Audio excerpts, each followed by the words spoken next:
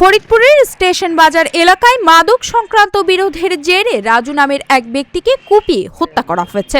সোমবার রাত ৯টার দিকে মাদক ব্যবসায়ী হৃদয় শেখ ও তার সহযোগীরা এই হামলা চালায় বলে জানা যায়।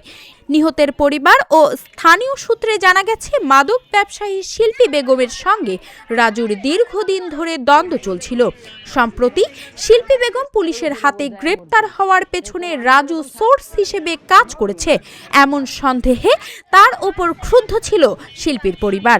এরই জেরে শিল্পীর জামাতা হৃদয় শেখ তার সহযোগীদের নিয়ে রাজুকে ধারালো অস্ত্র দিয়ে কুপিয়ে গুরুতর জখম করে। পরে তাকে ফরিদপুর মেডিকেলে নেওয়া হলে চিকিৎসাধীন অবস্থায় তার মৃত্যু হয়। পুলিশ জানান, ঘটনার পরপরই পুলিশ অভিযানে নেমেছে এবং এ পর্যন্ত ৩ জনকে আটক করেছে। এই ঘটনায় মামলার প্রস্তুতি চলছে এবং অপরাধীকে গ্রেফতারের অভিযান অব্যাহত রয়েছে।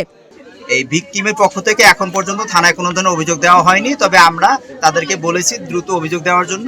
অভিযোগ প্রাপ্তি সাপেক্ষে আমরা একটি হত্যা মামলা রুজু করব এবং যাদেরকে আসামি করা হবে, যদি আমরা তদন্ত পেয়েছি যে কারা কারা আসামি হবে, তো সেই সকল আসামিদের বিরুদ্ধে আমরা সাঁড়াশি অভিযান পরিচালনা করে তাদেরকে আমরা আশা করছি যে খুব দ্রুতই গ্রেপ্তার করতে পারবো।